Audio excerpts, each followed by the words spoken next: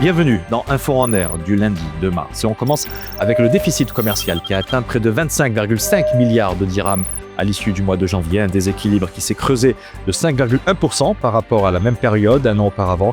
D'après l'Office d'échange, cette situation est attribuable à une quasi-stabilité des importations de biens et à une baisse des exportations.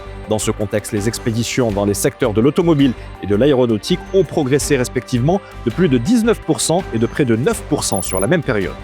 Les recettes voyage ont atteint 11,7 milliards de dirhams en janvier dernier. Elles s'apprécient de 19,3% par rapport au même mois de l'année 2025. Selon l'Office d'échange, les dépenses voyage ont augmenté quant à elles de 2,3% à 2,7 milliards de dirhams.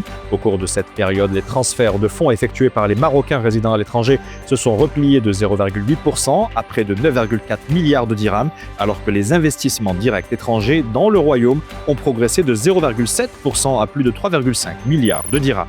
Le crédit bancaire au secteur non financier a affiché une croissance de 5,3% sur le premier mois de l'année. D'après Banque Maghreb, cette évolution reflète la croissance des crédits alloués tant aux sociétés non financières privées que publiques. Dans le même temps, les crédits aux ménages ont vu leur progression ralentir à 3,3%. Enfin, concernant les créances en souffrance, elles se sont accrues de 4,6%.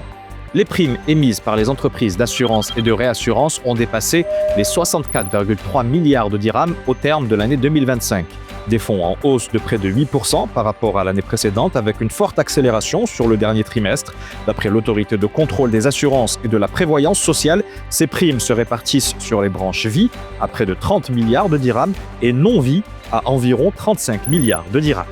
Le Maroc a grimpé au 15e rang mondial en 2025 en termes d'attractivité du secteur minier. Selon le classement annuel de l'Institut Fraser réalisé auprès des dirigeants de l'industrie minière à travers la planète, l'indice d'attractivité des investissements du Royaume a progressé de près de 4,3 points l'an dernier. En tête de ce classement, on retrouve l'État américain du Nevada, suivi de la province canadienne de l'Ontario, les USA, le Canada, l'Australie et l'Europe qui comptent chacun 2 juridictions dans le top 10.